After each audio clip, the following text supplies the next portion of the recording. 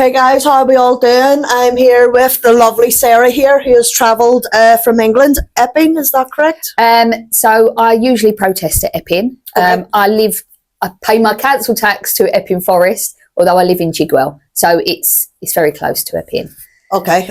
And this is, I believe this is your fourth time over, is that right? I think it's about the fourth, yeah. Yeah. So I think Sarah's got a little soft spot for Northern Ireland, just like Ben Habib, but we will get into that. So Sarah, take me back to as far back as you can remember in your childhood. Wow. So where were you born? So I was born in the East End of London. So I'm a proper Cockney through and through. My mum was a market trader. My dad was a publican. So, very working class background. And then I was born in 1985. So just shortly after I was born, the East End had been changing quite a lot. And my mum said to my dad, I don't want her being brought up in the East End. Things are changing. So when I was quite young, they decided to move. And he said, all right, where do you want to go? And she went, Devon. And he was like, right, okay. That's a nice part of the world, actually. Yeah. But Devon, one, obviously being quite far away from family, my mum didn't like it. And then also they was, at that time, they wasn't accepting of outsiders. And that's not accepting of outsiders, even people that are born and bred in the UK. So they... after about 18 months, I think it was, my mum and dad had both decided my mum come back from London one day and she went, right, I want to move. And he was like, okay, where do you want to go to? And at that time, my mum's parents had moved to Malden in Essex. So we went there. And I had a great childhood. My mum and dad, I wouldn't say a privileged childhood in the sense of, we had the best of everything, but I was loved. And that meant more than anything. So as far as I was concerned, I had the best childhood ever. That was it. And, grew up there. And then when I was 15, but in that time, I'd spent so much time being back in the East End because my mum was still a market trader in Roman Road, which was very famous market where all the women used to get dressed up, wear their fur coats. They was all like very glamorous. And so I'd spent most of my childhood being back with my cousins in the East End. And then when I was 15, my parents decided to get divorced. Oh. And that was... How did that affect you? Even as a kid, I always believed everything happens for a reason, and you just have to get on with life and deal with it. But my world come tumbling down and fell apart. But me and my mum moved back to London. I didn't live with her, so I was 15, really, kind of out on my own. Even though I moved into one of my cousins, they lived in Spain, so I was living in a house at the age of 15. Really, wow. on my own, pretty much. And I've always been, I'm an only child anyway, but I'm incredibly independent, and I'm always trying to help everyone else. And when other people help me, it's a bit like, whoa, right, okay, what's going on? Like I like it, but it's so from the age of 15, kind of being there on my own in Canning Town, which I love the East End, but some people would go, oh, that's not really a place you want to be dropped at the age of 15 on your own, really. Yeah. But yeah, so I think everything that's happened throughout my childhood, there's been other things that we will talk about in the future that shaped me for who I am. But I come from a very strong family of women as well, not just the men. And there's that fight in me. There's that fire that I just want everyone, and I really mean it. And it sounds a bit like, oh yeah, all right, of course she does. It sounds a bit like, like the women that do the American pageant, like, oh, I want to have peace, right, and I want this. Yeah. I just want our nations to be like, or our nation to be safe. That's it. Just want a safe, secure and fair place for us to all live in, and I want my children and all the future generations to have that. I had that, so why shouldn't that carry on? And I don't see how in 2026 it's being eroded. Like, and it's been happening for a long time, but it just seems over the last couple of years, everything's falling apart and we're losing our identity. Culture is being stripped away. Our history is, you know, when you look at our, say, statues and things like that, and they're being having graffiti on them. It's shocking. It's disgusting, and this is being enabled by our government, and past and present, and something's got to change. So can I just ask, what led you into becoming an activist? I would say again that fire in me that I don't think you learn that. I think that's bred into you. I think you can ignite it, and I think that, you know, I've always been outspoken. I've always stuck up for the underdog. When I was at school, my mum had a parents' evening for me, and they said, like she said, oh, you know, how is Sarah getting on at school? They was like, oh yeah, she's getting on really well, but there is a problem. And she went, oh, she's not a bully, is she? They went, no, definitely not. But she's kind of sticking up and going against the bullies. And my mum was like, oh, right, okay, well, that's good. And they was like, yeah, I know, but it's usually like, you should be proud of her that she sticks up for everyone, even if the bullies are bigger than her. And she's like, I wouldn't have it. I didn't want my friends to be picked on, and I didn't want friends to pick on other people. So to my own detriment, sometimes I would lose people along the way because I couldn't stand by when they do something wrong. And I think that's a problem with society. They see something that's wrong, but they won't stand up or speak out because of fear for, oh God, that person's bigger than me, or this organisation is bigger than me. And so I've always had that wanting to fight. So when it comes to activism, I think, you know, everything was kind of great around me in society growing up. So it was just the little things that I stood up for. But then when we had COVID and, you know, them trying to force lockdowns and things like that, I really did. That's when I really started going to protests. It was like going to protests for freedom of speech, going for protests where to stop lockdowns. And, you know, I was heavily involved in that sort of thing as well. And that really, really, I believe it was at that time that it brought out the true activist in me. And I didn't do it through social media because I don't really like social media. I've always said that social media has some massive flaws, and it erodes, you know, the family unit, because all of a sudden when a husband and wife have murders, you know, the wife will go on and say a little quote, and it won't be at him, but it will be indirectly at him, and then all of a sudden people will go, they're having problems, and then before you know it, someone's gone into her DMs and, oh, what's the matter, and oh, you've always been so lovely, and then all of a sudden she starts having an affair.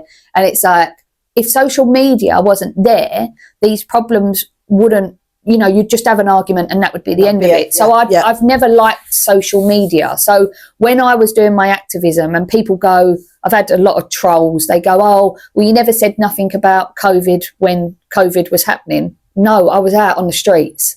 I was doing what I needed to do on the streets. I don't need to be actually online, because my presence online wasn't changing anything, but actually being physically toe to toe with police, local authorities, you know, rounding up people, getting the troops together to get out and have that real passion and drive, that's where it worked for me. So moving on from that, obviously then all of this has happened with mass immigration. And I went to vote in my local area because I was like, the change has got to happen. Something has got to happen. And at that time, Reform was what I thought was, they're going to be the party that's going to take us out of this, and they're going to do the mass deportations, and they're going to put us into a place to be respected again, a country to be looked at by others as if like, yeah, good old little England, Yeah, like yeah. Great Britain, is something that we are like very, other people would be jealous of, other countries would be jealous of us altogether. And so can I just ask, you've been arrested? yes, How many times? just the once. Just the once. Just the once. Just the once. Just the And if, in case the people don't know, so you just say what you were arrested for? holding up the Union flag. But I wasn't just arrested. I was brutally arrested by 3 police officers. So wow. they was punching me, they was kneeing me in the leg. I was covered in bruises. I had bruises under my jaw, down my back, because they'd been kneeing me in my back to try and force me onto the floor. And my fear was, when you see the people when they're forced onto the floor, they basically, your knees are at your chest and you're buckled over, and it feared the life out of me that was going to happen. And then I was covered in bruises down this side. The police officer on this particular side was a lot more forceful than the one to the side of me and to the back of me. And that was like, I knew I was going to get arrested. I just knew it. They'd been gunning for me. And the police officers at the time, I did liaise with them. They was okay for weeks. And then all of a sudden they brought in the Met Police and things just changed. And I did say that evening, I don't think we should actually march, because I was at the protest in Epping. I was like, I don't think we should do this. However, everyone wanted it. Everyone wanted us to march. I was like, okay, we'll march. And I was like, I'm getting arrested. I'm pretty sure of it. It was the weird, the atmosphere had changed. And I'd 20 minutes before we marched, or maybe 20 minutes, might have been a half an hour before I got arrested, actually. I'd done a speech where I called for all residents, and nationally, really, for everyone to stop paying a TV licence and to stop paying their council tax. Because I believe that you can make a change without being violent. Yeah. And that's my goal. Let's make a change without the violence, because the violence doesn't help anybody ultimately at the end of the day. So, and you always know there was going to be arrests when mainstream media is flooded there. Like at any protest, if mainstream media are there, you know that there's going to be arrests, because they're told, we're going to make some arrests, come in, you'll get your pictures for the following day in the newspapers. Wow. And if anyone wants to go and have a look at the pictures that circulated about me, just type in the name Sarah White, Epping arrest, and there is pictures there that will go down in history, because I look like a complete nut job. It's like they must have been going, right, yeah, like live. There, she looks the worst she could possibly look, right there. But that had happened, but when I was saying about, I joined. Yes, we're going to go back to Reform. So so when I joined Reform, the reason I joined Reform was because I wanted change. When I went to vote, there was no one in my local area standing for Reform, so I was like, who am I going to vote for? What's going to happen now? Right, I'm going to have to become a candidate. That was my goal, because I thought, as long as there's one person, I might not be the best. However, as long as someone's got someone to vote for, I'll be that person. Yeah. So submitted my application the very night that I'd gone to vote. Was told, just wait for your response, and just sit back and wait. So I was like, well, at least I know that there's going to be someone. Yeah. Then in the November, so this is November 2024, I got a message saying that there's going to be a Reform meeting in a pub held like locally to me, and just come along, any Reform supporters. So I went along, and they said, right, this is our night where we're going to create a local branch.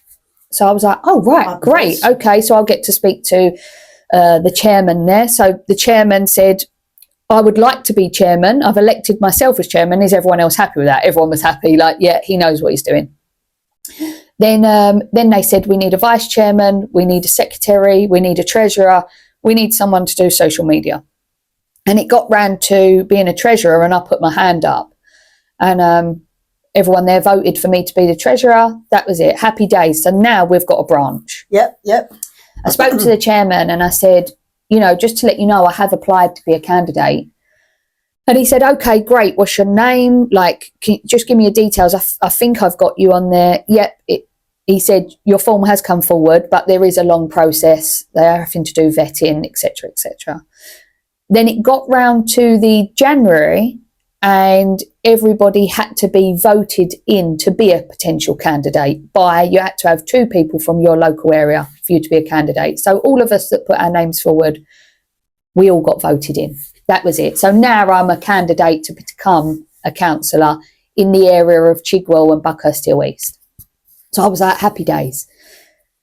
As time went on, then I started protesting.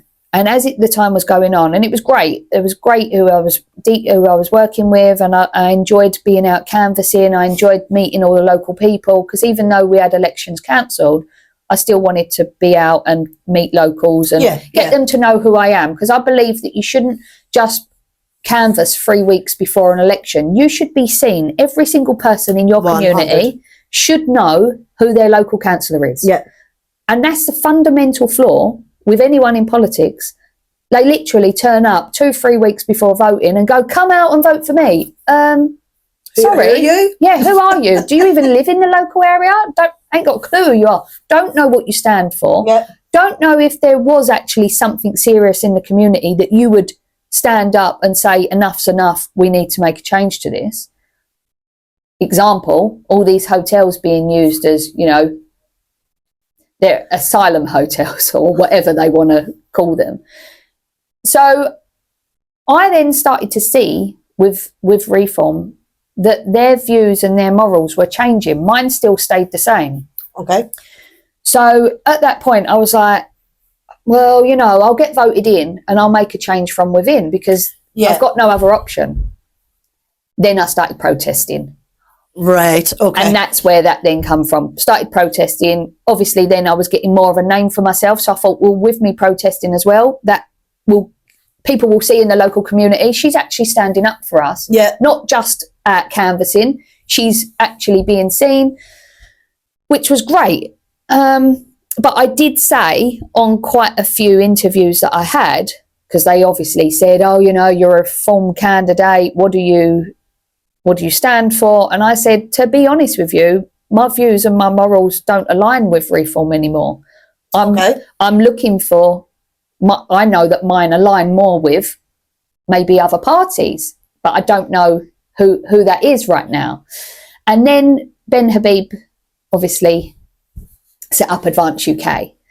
So I was looking at Advance and I thought, you know what, this seems like a party that I could join and I could stand for, and I think I'd be proud, and I think my morals and my views align with them completely. But I didn't know enough about them, and plus the protesting was taking up so much of my time, because I wasn't just protesting in Epping, I was protesting up and down the country. Okay. And then I got arrested. Right. So that's when I then got arrested. Okay. Yeah. And then, so like I said, social media, absolutely hate social media. And I was kept for 24 hours being arrested. Well, because of the presence at Epping, and because of I was seen as one of the organisers. I was heavily involved in, I see that my role more was, I wasn't there as an organiser. I was there, and I was when the police and all the men, when the men one evening come up dressed all in black, and they come along, they marched, and it was a real moment like, oh, something's going to kick off here. And the police come out in their riot gear, and all of a sudden they're at like toe to toe. And I thought, I don't want any of the people that I'm protesting with getting arrested. Yeah. And this could turn nasty. They was going to use full force. So I run straight in the middle of them, and I was like, stop. And I was like, please just stop. And I turned around and I was squashed, and I turned around to the police and I said, just please stop. And one of them bent into me and he said, Sarah, I know what you're doing, but you're going to get yourself hurt, and I don't want to see you get hurt. Because I'd worked with them. I had said to them, it weren't me working with the police. It was with me always saying to them, look, this is what we're going to do. I can keep people calm and collected and make sure that they get their point across, but yous can't react. Like, so they always see me that I was a positive for the protest. So on that particular evening, and I just said to him, just please tell your men to just back off. Don't start. You don't want the paperwork. They don't want to get arrested. Can we agree? Like, and he was like, we'll go with what you're saying, but if they turn, that's it.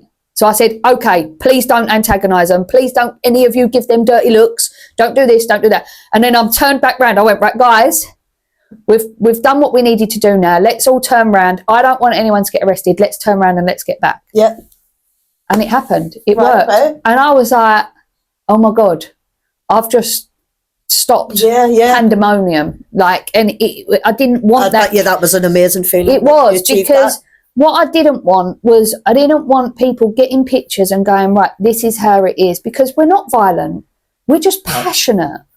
Anyone who goes out protesting is passionate about protecting their country. That's it. And protecting their local communities. There's nothing far right in it. There's nothing wrong. There's nothing racist about it. It's just sticking up for what our forefathers gave us and went through, and protecting our future generations. That's it. And if anyone can't see that, they seriously need to check themselves out, because it's not right. No, it's really not right. Not. And so things like that happened, and then obviously, so me getting arrested, I'll go back to that. So that I come out the following day after spending 24 hours in the police cell. I mean, they kept me. Can I just ask, did they get a doctor in to see you and to make sure that you were okay? They just said, like, how are you feeling? I got to say, the police at the station I was taken to was nice. They was all right. They done everything for me.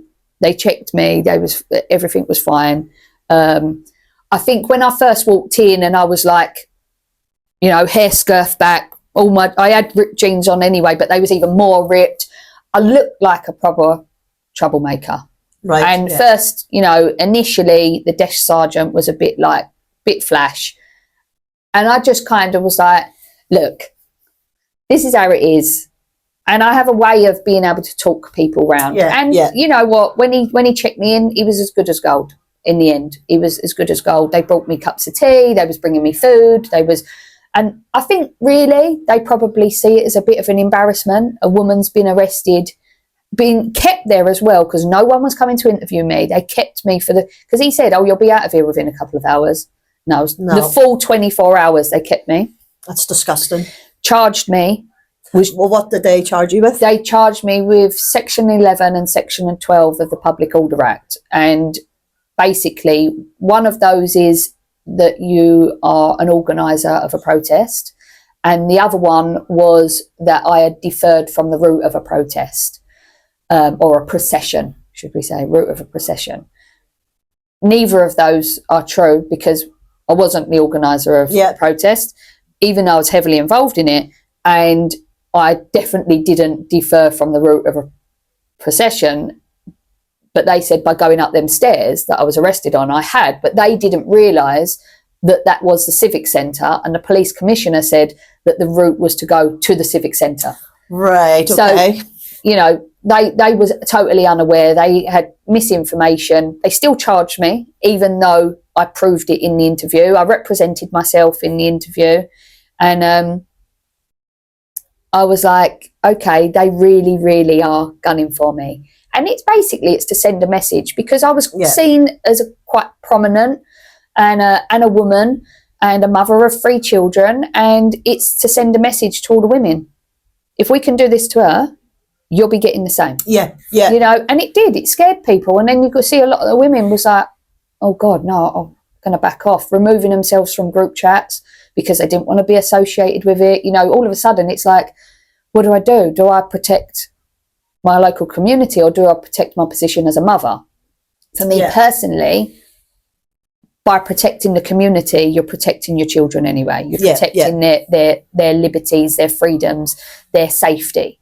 So that overrides. I love my children with all my heart, and everything I'm doing is for them. For them, yeah. It is for them, and it's for my, you know, their children's futures. It's for everybody. I care deeply about everybody.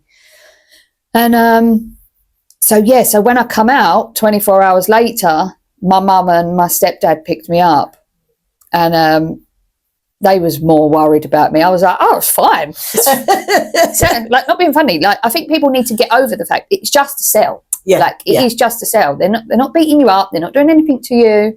It's just a cell, and it gave me 24 hours to actually sleep. Like, I slept, I had no phone, had no social media. I was like, thank God. But then the problem was, looked at my phone, and I'd gone from 68 followers that morning before I'd been arrested to 6,500. Wow. And I was like, oh my God, I had a message from Tommy Robinson. Oh, legend. I'd been told also that Elon Musk had retweeted me. Right. And I was like, what? What the hell?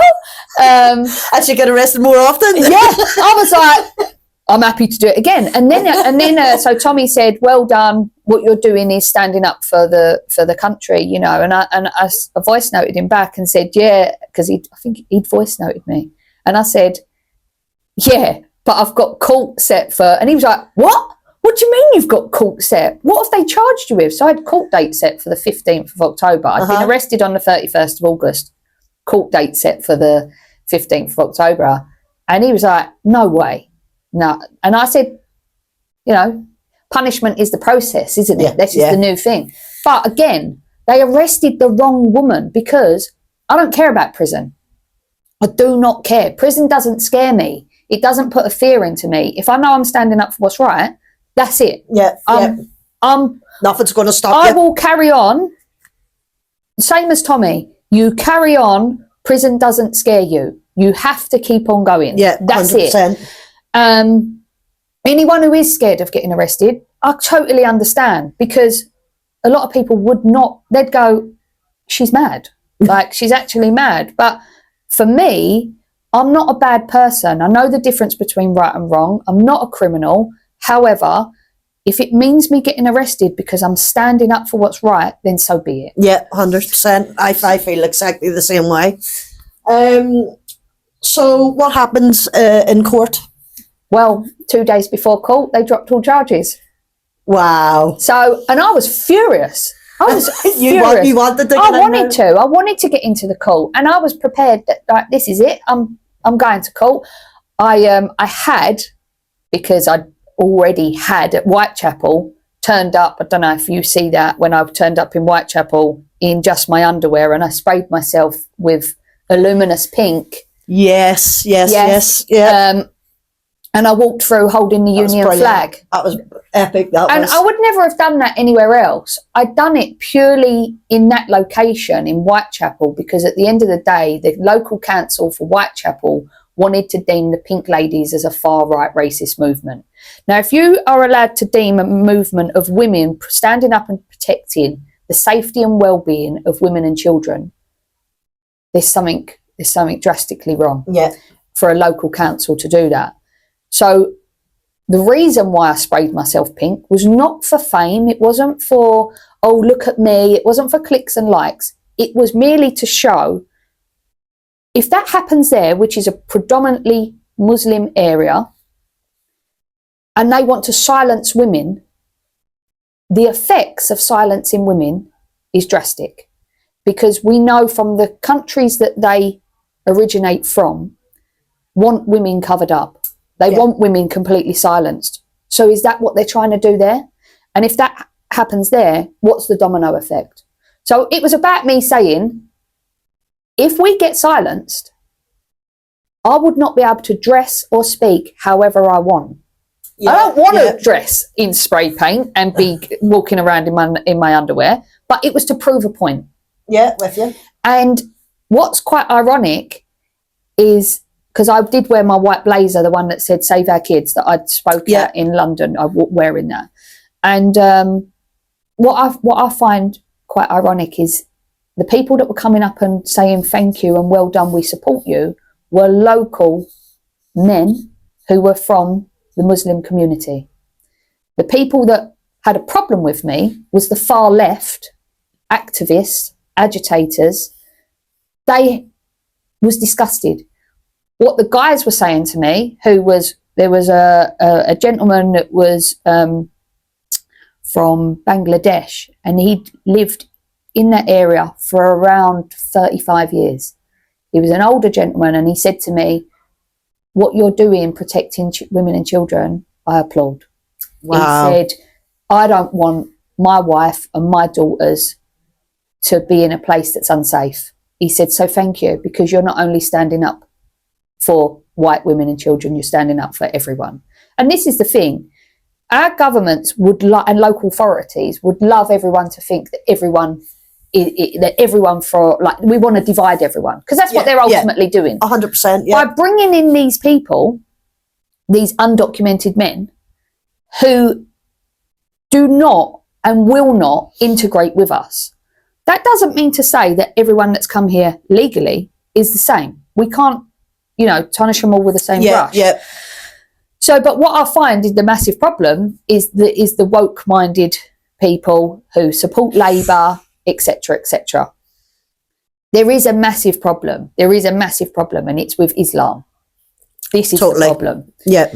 So we need to stand up. We need to put a stop to it. Our local communities, our government, they all need to put a stop to it. They need to put the safety and well-being of women and children and men as a priority. So when you've got the likes of the Home Office ruling in favour to keep the hotel open in Epping because the wants and needs of migrants tip those of the safety and well-being of women and children in Epping, you're like, what?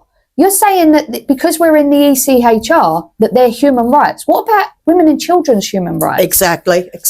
What happens there? I was like, wow, I was totally miffed with what I was hearing. I was thinking, surely you're going to rule in our favour. And at the first court appearance, they did. But then obviously that was all staged. Everything is staged. And when they'd done that, I was like, they're going to appeal it. They're going to appeal it and they're going to get overturned. They appealed it. They got it overturned. It was basically to keep the people in Epping quiet. Yeah. Because we was there popping bottles of champagne going, yes, we've done it. But I got interviewed and I was like, I don't think this is going to stand. Why they're not moving them out? Where are they moving them to? And that's another fear.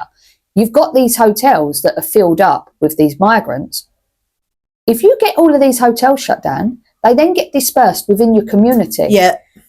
Do the people of Northern Ireland want these people dispersed into their community? I don't want them in these hotels, but at least when they're at the hotels, you know where they are. Yeah. But what about the ones that abscond? Because they're allowed to leave. So the ones that abscond are definitely criminals. Yeah. They're the ones that are 100% criminals. Then you've got other ones that are sexually charged. Oh. You've got to remember, these men are of fighting age and they are sexually charged and they have no respect for women. They come from a place where they believe if someone is born female, that it means they've been bad in a previous life. Oh, wow. It's totally unacceptable. They look at us that we're not even a second-class citizen. If they believe that if a woman dares to show her hair I'm not saying all of them, she can have acid thrown in her face. These people have seen people be beheaded. Do you think that they care when they come here and commit crimes, sexually assault women and children, and sexual assault on men has gone up as well because they also sexually assault men. But they also sexually... You've probably animals. not, the little donkey in England was, I think, there was 5 of them or something. Yeah, was it? this has happened multiple times. They're prehistoric in their way of life, in the way that they conduct themselves. They're never going to integrate. No, you're never going to change their point of view. You're never going to change the way they are. When we was at Epping, we would see these migrants coming backwards and forwards. We never attacked them. We never done anything to them. They was allowed to go in and out peacefully. Because ultimately, it's our local authorities that allowed the hotel to happen. Yeah. What backhanders were they getting? You know, you see the guy yesterday at Chimney Corner. Yeah. Had the audacity of him to turn up on a day of a protest. Turn up. You know, he owns hotels, so he would possibly have a Rolls Royce anyway. However, to turn up and smirk and his son get out the car and smirk, that's just rubbing salt in the wound. Yeah. Did he really have to turn up on a Saturday when there was a protest opposite? You know, he's protected by the local police. He's protected by the local authorities. Who is he in bed with? You know, I wonder how he would feel, though, if his wife or his daughter or granddaughter gets sexually assaulted. The problem with these people is they live in a bubble. Yeah. They don't represent the local communities. He probably, you know, he's got security. Big He's fancy house, big gates, protection. CCTV. His daughter's not going to, I don't know if he's got a daughter or granddaughter or wife, but if he does, they're protected. And they care more about money than they do about their local communities. He wouldn't care if there was Palestinian flags everywhere because he's housing people. Why isn't he housing veterans in that hotel? Exactly. If you really Homeless, care, homeless, young women and children who maybe have come from, you know, abusive homes, abusive relationships, he could get guaranteed rent 100%, with them. yeah. Why isn't he doing that? Because they get more for them. More money. And that's what it's all about. So, tell us a little bit about Nigel Farage. I was for reform, and then he was flip-flopping. Oh, we're going to do this, we're going to do that. And then he was backtracking. I'm thinking, there's something not right about you. Mm-hmm. And you never, ever, ever talk about Northern Ireland. So, Never. yeah. Never. He never does. He doesn't care. He cares. He's got one of the biggest egos. And so his two things that he cares about is his ego and money. Well, that's a dangerous combination as far as I'm concerned. You have to put country first. Me, if I'm in power, if I get anywhere within power, I want to be putting country and local communities first. That's it. Yeah. I don't care what pressures I get. I don't care what backhanders people try and offer me. They're not going to win with me. I'm about putting people first. Yeah, there is a lot of people out there that would sell their soul to 100%. And they do. And this is what happens. It's unfortunately majority of human nature. So this is why we need real people to stand up for local communities and for our countries and, you know, be united. And he doesn't care about Northern Ireland. No. Much like other parties, they don't care about Northern Ireland. Now, as far as I'm concerned, it's 4 nations, 1 kingdom. We are stronger together. If Definitely. we're united, we're stronger together. And Ben has got that same mindset. And that is why I then joined Advance, because he stood for everything that I stand for. Tell me what Ben is like as a person. He's lovely. He's so lovely. And this is and we were out last night. Yeah. And he even messaged you. Yeah, he messaged me to say, well done for being back in Northern Ireland. Thank you for your loyalty in all of this. And I love it that you're out there and, you know, standing up for the people of Ulster. This is, you know, and I'm just a person within a bigger party, but Ben doesn't see that. He sees us all as equal. So it doesn't matter whether you're someone like myself who's seen as an activist, or somebody who's doing the office work, or someone who's in the college, or himself. We are all equal. And that's we all what play I our love about parts. him. And he really is. And this is where, when I met Ben, so I'd met Nigel and I met Ben. When I met Nigel, I was like, did not get a good vibe at all. He didn't really want to talk to me. It was like, sorry, what do you bring, sort of thing. It was like that sort of thing. And Nigel thinks, because he stands in a pub and has a picture with a pint in his hand, that we all think, oh my God, he's down with the working class. He ain't. He's not. He thinks that we haven't got the brains we were born with. He stands there like that. Mate, you're not one of us, and you're not one of the elite either, because they look down at you because they think, like, Ben is elite. Okay. But Ben loves the fact that we're all different. And he loves the working He class. loves the working class. And he's fascinated. Like, he goes to me, "Oh, Sarah, you fascinate me." He's like, "You're completely mad. You're completely mad, but I love it." And that's what I love about him. When I met him, the moment I met him, he had such a good energy around him. You could tell he's sincere. He's patriotic. He cares so much about the nation, you know, and about the four nations. He does. Yeah. He really does, and he's heavily invested. And we've had many conversations about Northern Ireland, and he's like, "You know, I really do admire the people of Northern Ireland," and that's what I love about him. He is, everything he says, he sticks to. Everything he says he's going to do, he sees it through. Yeah. And that's really important to me, because if you can trust someone and you know that everything they say to you, that they're sincere and they're honest with, you can have faith in that. Because I know that everything he says to me, the moment I leave or the moment his back's turned, he's going to defend what he said. And he's not going to go against anything that I've said or he said. And that itself is just so remarkable, because it's not something you see in politics. No.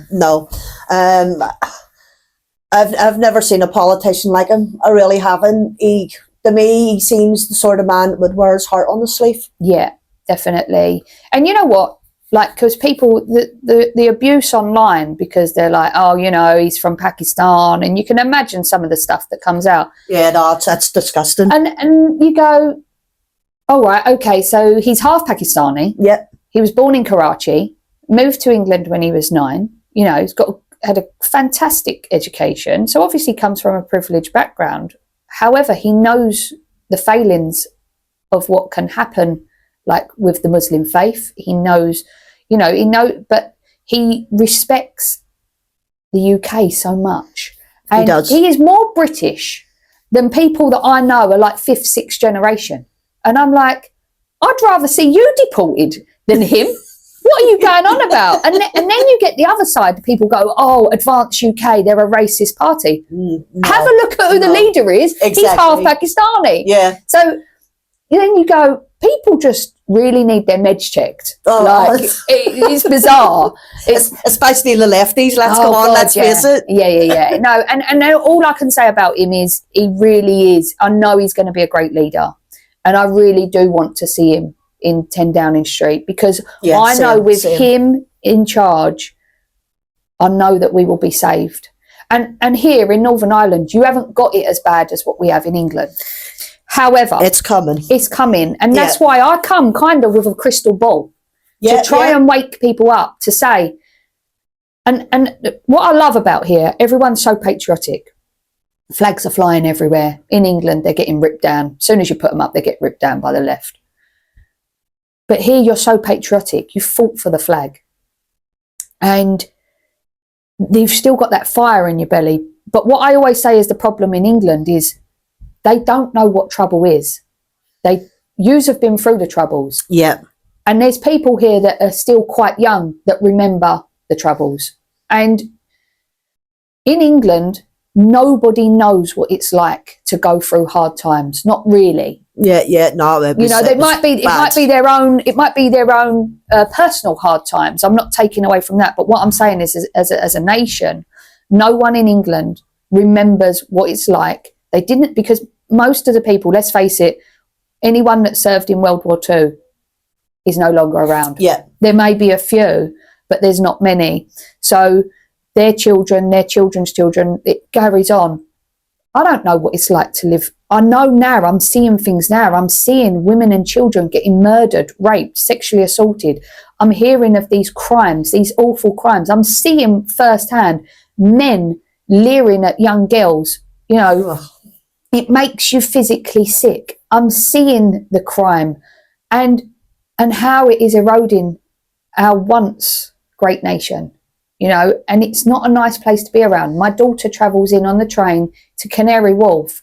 She should be safe. She's not safe. No. She's really not. She's forever calling me. And I've said to her, stop working there. I don't want you to work there. She'll be like, Mum, there's a man following me. Oh, my God. You know, so I've got to leave, got to go get her. Or there's someone standing there staring at me in the train. And, you know, a woman did say to her recently, she looks very young. Woman said to her recently, you okay? Like pretended she knew her. Oh, you're right. Oh, why don't you sit over this side? Because the woman could see that this man was getting far too close and making a situation uncomfortable, and something could happen. And it's not right. Why should somebody feel like that? No one should feel like that. No. I was on the train with my daughter last year, and I'd given a pregnant woman walked on. We was both sitting down, me and my daughter. Pregnant woman walked on, and I said, oh, yeah, I'll sit on my seat. So she sat there. So I'm now standing up. This man has come onto the train at the next stop, and he stood right in front of my daughter. Now, why did he stand there? So a lot of people, when it gets packed, they stand there, but it weren't packed. But he stood right in front of her, and he's looking at her like this, and she's unaware, and she's on her phone. And I'm now watching him.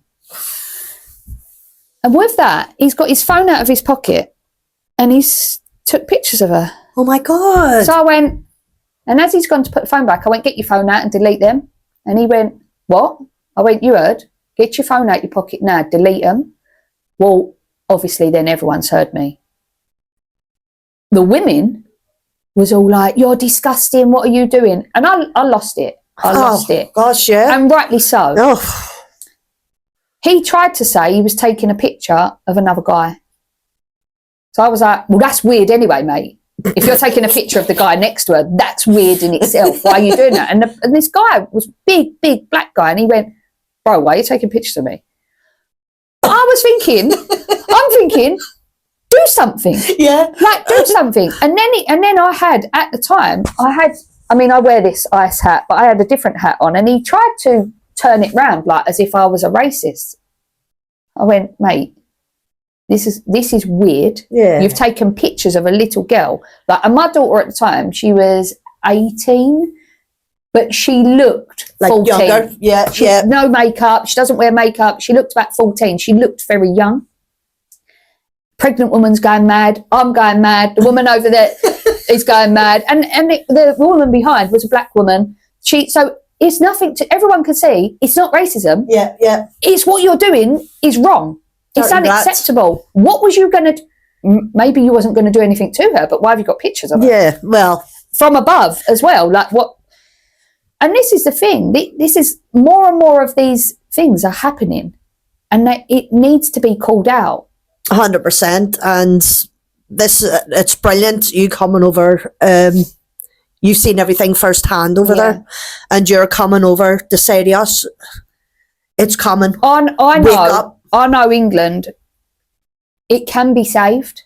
Yes. But we are at a point where if we carry on much longer, we can't. It's not. It's done.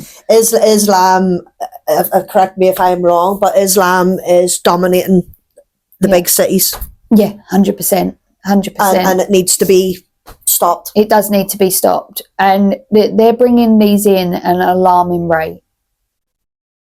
How could we stop the Nazis crossing the channel, but we can't stop people on dinghies. Rubber dinghies? Yeah, exactly. Who have... What? We've got a navy. We've got a Royal Navy that want to do their job. Yeah. They want to be in our waters, and they want to protect. Why are they not allowed? And then when they come here, oh, yeah, here you go, brand new phone for you. Who's paying the phone bill for them to call home?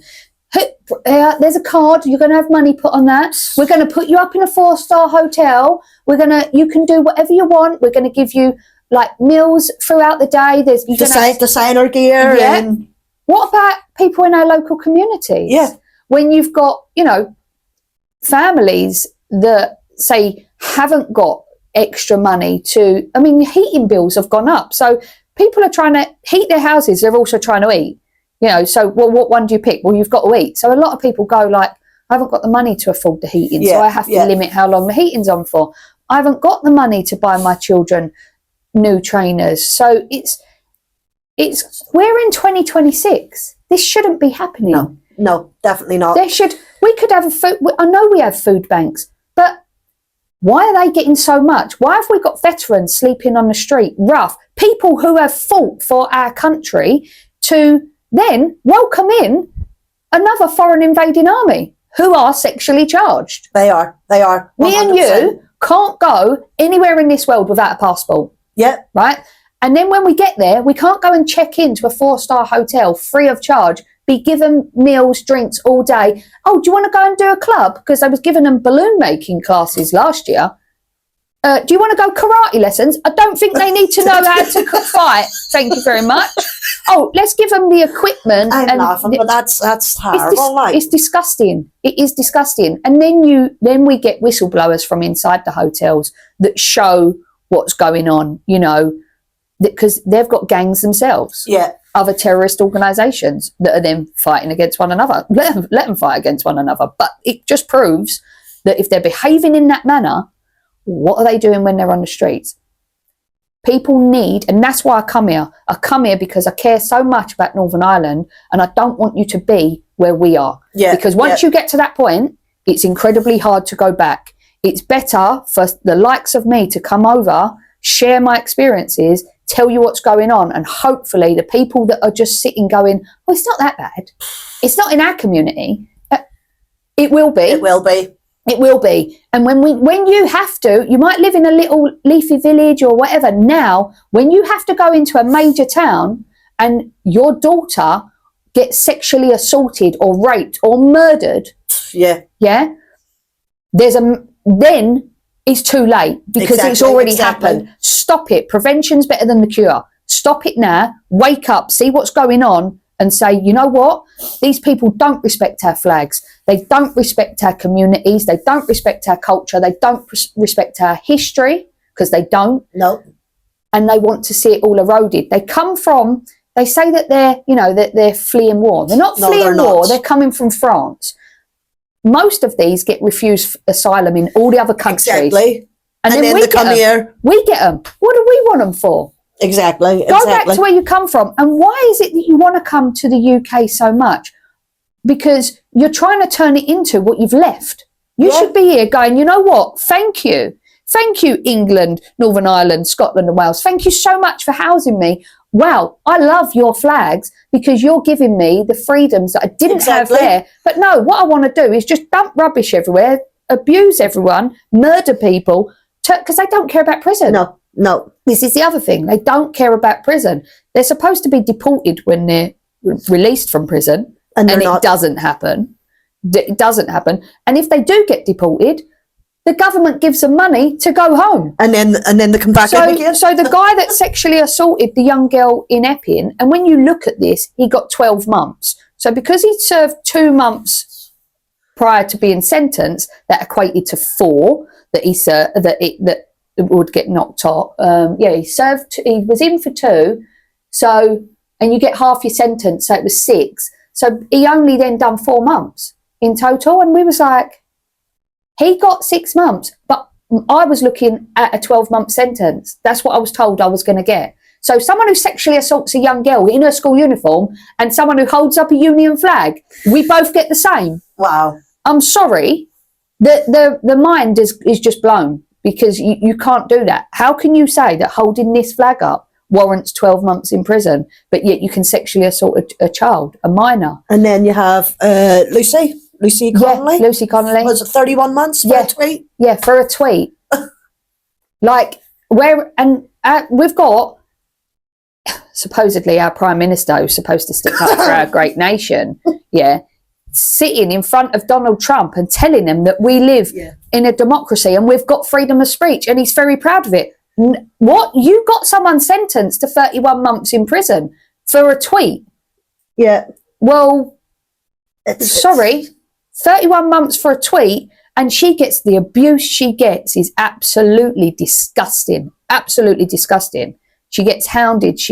Oh, wow. It's vile, the stuff that she has to go through. She served her time for her apparent crime that there wasn't, but yet you're getting men, because they come from a certain background, we don't really want to sentence them. A lot of them don't even get sentenced. Because there's not enough space in our prison system. Our prison systems in England are run by the Muslim Brotherhood. Yeah, yeah. That hasn't happened here, you know, in Northern Ireland. I don't believe that your prisons yet are run by Muslim Brotherhood. No. However, I think we're sitting at 10%. Yeah. However, in England, a lot of people convert because if they convert, they get extra time out of their cell. So it seems like a good incentive. Oh, They get different food, you know. They're protected by the other Muslims.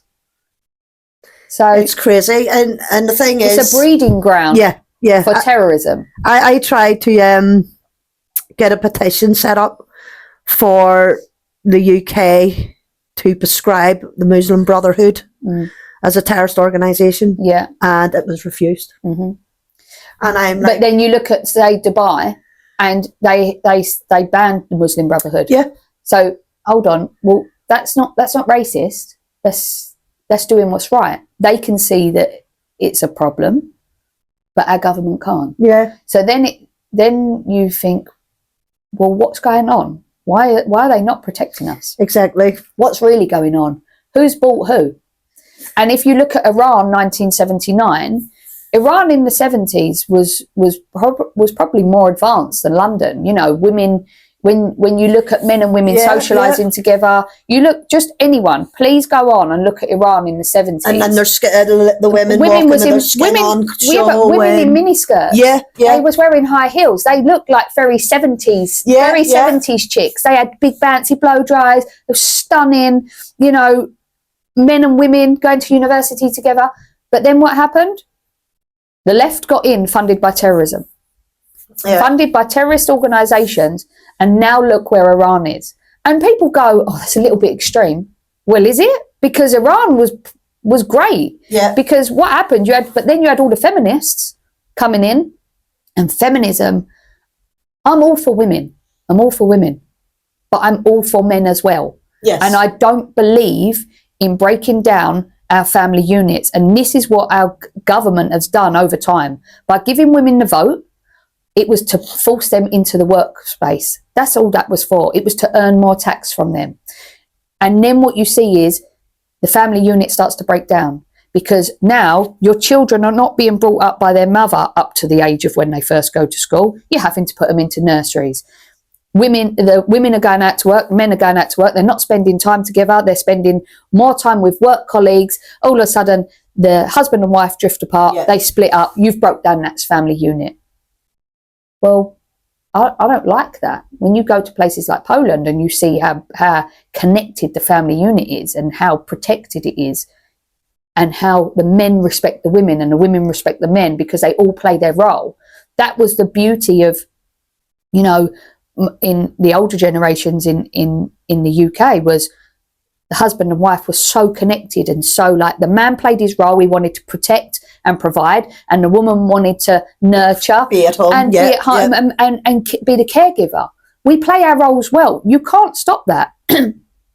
Men want to protect and provide. That's it. But men now aren't allowed to, especially in England. It's like a man holds a door open for a woman. I'm like, oh my God, thank you so much. But you get most women, look at them like, don't do that, I can do it myself. Or I've seen men say to women on trains, excuse me, darling, would you like my chair?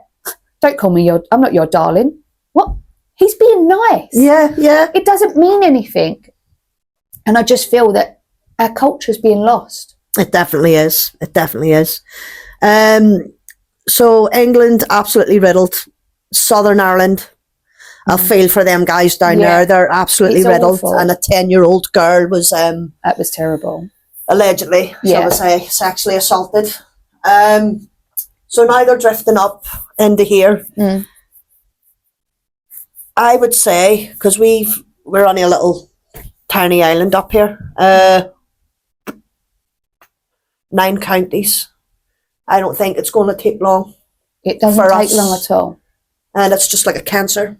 It doesn't take long at all. What is the answer? The answer is the community needs to stick together. They need to be aware of it. They need to acknowledge what's going on. I'm saying we need a political party in that stands up for everybody, for everyone who deserves to be here. Me, obviously, people are going to go, of course she's going to say that she's part of Advance. I believe that Advance is our last and only option. Yeah. If another political party gets in, we're done for. I'm coming over here continuously, funded by myself. So when people go, oh, she's doing it for money, she's doing it for fame, she's doing it for this, I'm funding everything myself. I'm doing it because I care. Yeah. I care so much about Northern Ireland because I see that this is a place where we can put a stop to this quick. We can nip it in the bud. England's going to take a long time. But if we don't sort it out here, yous are going to end like you. It will be rapid, because if you think they bring in 2,000 a week on boats, right? But then you've got the other ones that come in on aeroplanes because they do fly them in. 100%. Then you've got the ones the lorries. The lorries. Then you've got ones that apply for a work visa. They come on a work visa and they don't work. Then they get benefits. You get ones that come on a student visa. They don't go and study, and they're allowed to bring family members over as well. So their student visas and work visas go from being a legal application to now, hang on, they're here illegally. Yeah, yeah.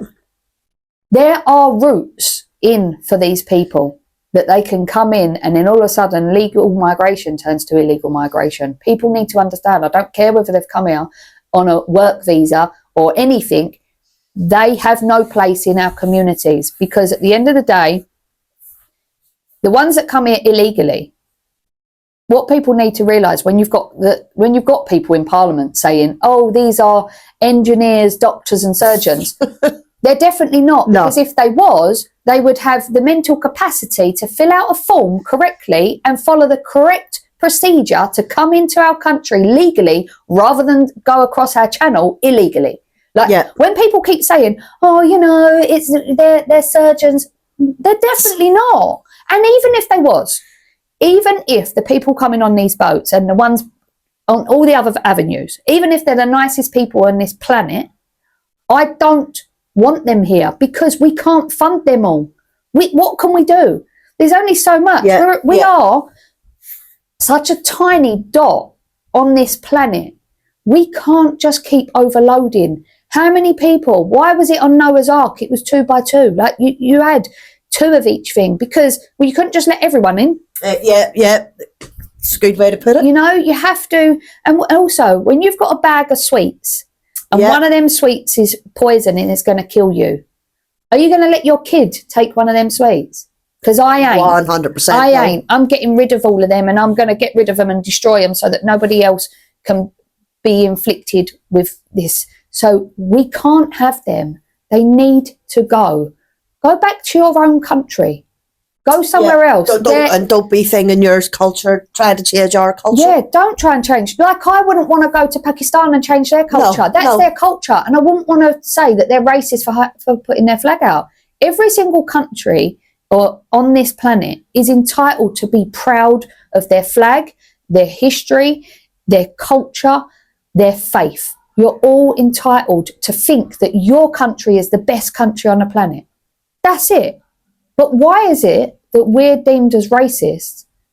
Because we want to be proud of where we come from. And because we want to protect what we have achieved over centuries. It's like when I go on holiday, not that I've been on holiday for like the last time was about 10 plus years ago.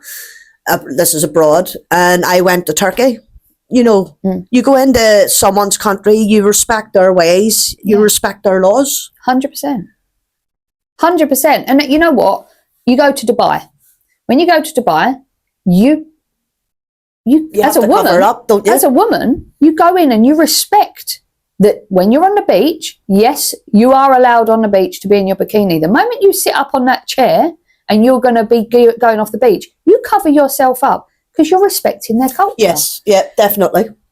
And I love that. Why not? Why wouldn't I? I love it when I went to Poland. They have their flags on every single lamppost. Wow. I was like, wow, I love this. I love it that people are so patriotic and care about their countries. That's why I want to go there. I want to learn about their cultures. When I go to another country, I want to eat their local food. Yeah. I want to be more in and find out what the locals are like. and learn about their history. That's why when you go on holiday, you start doing tours, because you like, Yeah. oh, wanted to find out about their history and what their culture and their beliefs. When you go to Thailand or anywhere like that, you're going to go to their temples. You're going there to respect their faith. You're going there to respect their culture. You look at their flags. You don't think, oh, racists hanging up their flags. Yeah, yeah. I want to take us back to London. I believe there is approximately 200 Sharia courts. Is that about right? I know that there's a lot. I don't know how many there actually is. And I don't know how many there is in London. I'd have to have a look into that. But I don't want one. No. Why? I don't want one of any, and it is not just Sharia courts. It's any court that isn't a Christian. It's our own courts. Yeah. You're not going to go and set up a British court, like an English Christian court in Dubai or in Iran or anywhere. No. They wouldn't have it. No, they wouldn't have it. And then they're building their mosques and stuff like that. And then you're like, flip. The I went over to their mosques country. are a problem. The mosques are a problem because, I've got friends from all different backgrounds, all different mixed faith backgrounds, but the mosques are, when they're allowed to turn our churches into mosques, when they're allowed to turn our pubs into mosques, when they're allowed, and you go, what is going on here? Like, and this is the thing with Christianity. Christianity is, people don't all go to church. Yeah. Because a lot of Christians believe that they can still respect, their faith from home. And this is true, because you don't have to go to church. I like to go to church. I'll be going to church today. Okay. Whilst I'm over here. But a lot of Christians don't. Yeah, yeah. And unless we start Getting back, they're all going to be gone. And to change a place of worship, a Christian church, into a mosque that's so wrong. Is the ultimate, like, I can't bear it. I just can't bear that that's allowed to happen. No. And that's, just laughing in our face, really. Oh, it is 100%. Yeah. Sarah, I could sit all day and chat with we you. do like talking, to be fair. We do like talking. But listen, is there anything you'd like to say to the... Yeah, I would. You know what? When I come over to Northern Ireland, I get that real sense of community spirit, something that I remember as a child in England.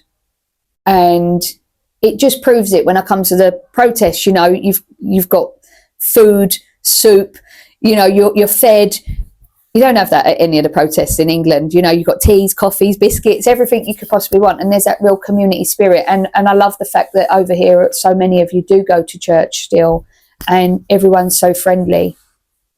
Don't let that be stripped away, because that is what's at threat. That is what is, it's, you're going to lose it. You might think that you're not, but when you have people that come into your country and strip away everything that you believe in, everything you stand for, soon you won't have a community. So please, I would just urge everyone to just open your eyes, just be aware. Whatever you can do to make a change, please do it, because I fear for England. I fear for the state that we're in.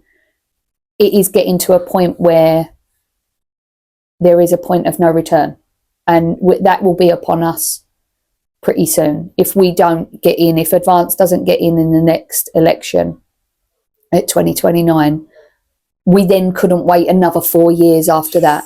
No. And I would urge everybody, if you don't vote, if you're not registered to vote, register to vote, because if you don't vote, then basically there is no change that's going to happen. The change happens when you get out and vote for the right party. So, my opinion, it would be Advance UK, because they stand for fairness, they stand for equality, they stand for not just England, they stand for the 4 nations, because we do believe that together we are stronger. And I feel so passionate about being here. Me and you have already spoke about certain things, and I'll be here a lot. So, and you're always welcome. yeah, and I love it. I love that. I love that community spirit. I love that everyone's so friendly. If I walk through London, there's certain places in London that I will walk through and I won't see another. It's not about colour, it's not about race, but when you are in London, in certain areas, not in all areas, but if I walk through where I was born, there are none of the families that were there back in the 80s, the 90s, they're all gone. It has been overrun now with people from a certain demographic who, not all of them, but some of them don't respect our country, our culture, our values, our beliefs. The community spirit is gone. And if you really care about that, if you want to protect that, then something needs to happen. So, yeah, that would be my message to everyone. Brilliant. And I just, want to say to you, when you go back to England Yes, and you meet up with Ben, if Yes. you could give him a big cuddle I will do. from us guys back here in Northern I Ireland, will and do. tell him he is an absolute legend. Yes. And we wish him the best of luck. And he will be out here soon. Oh, we will Yes. look forward to that. Okay, Yes. guys. So please listen to Sarah here from England. She's going through it. She's seeing everything firsthand. Guys, we need to wake up. More people need to wake up. You need to be getting your feet out onto our streets for our country, for your children and future great grandchildren, etc., etc. Yes. So, guys, thank you so much, Sarah. Thank you. Thank you, darling. Very much appreciated. Yes. I could talk to you all day. All day. Cheers, guys. Look after yourselves, each other, and look after them babies.